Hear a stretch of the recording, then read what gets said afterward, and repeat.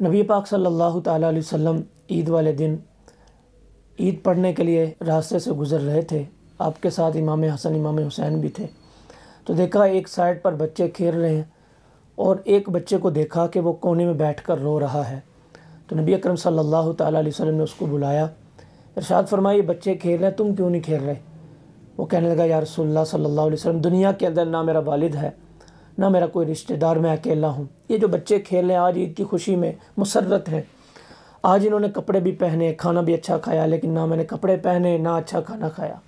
حضور نے ارشاد فرمایا، چلو میرے ساتھ۔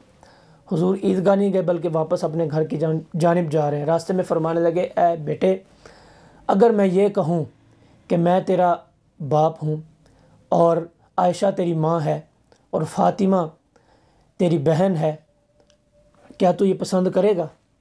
تو وہ بچہ کہنے لگا، یا رسول اللہ صلی اللہ علیہ وسلم، یہ اگر رشتے مجھے مل جائیں تو پھر کمال ہے۔ حضور ساتھ لے کر گئے گھر میں، جیسا لباس امام حسن حسین نے پہنا تھا ویسا اس بچے کو پہنایا۔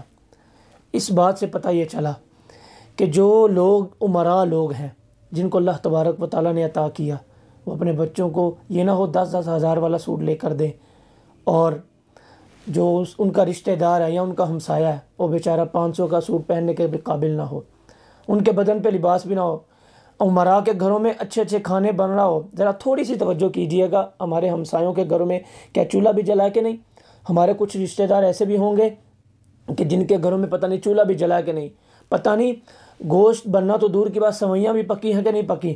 تو اس لیے جن کو اللہ تبارک و تعالیٰ نے عطا کیا، اپنے بچوں کے لباس کو دیکھ کر ہمسایوں کے بچوں کا خیال کریں، رشتہ داروں کے بچوں کا خیال کریں، اپنے کھانوں کو دیکھ کر ذرا اپنے رشتہ داروں کے گھروں میں جو کھانا بن رہا ہے اس کا بھی خیال کریں، تاکہ نبی اکرم صلی اللہ تعالیٰ علیہ وسلم کے اس واقعے سے پتہ چلا کہ حضور نے برابری کر کے دکھائی، بتایا جیسے میرے بیٹے کھانا کھائیں گے ویسے ہی بچہ کھانا کھائے گا، جیسے میرے بیٹے لباس پہنیں گے ویسے ہی یتیم بچہ یہ لباس پہنے گا۔ تو اس لیے برائے کرم عید آ رہی ہے، عید کے دن غریبوں کا خیال کریں، غریبوں کے بچوں کا خیال کریں۔ دیکھیے گا اللہ تبارک و تعالیٰ دنیا و آخرت میں کتنی برکتیں عطا فرمائے گا۔ آپ کے بچوں کو یتیموں کی دعا لگ جائے گی، آپ کے بچوں کو غریبوں کی دعا لگ جائے گی۔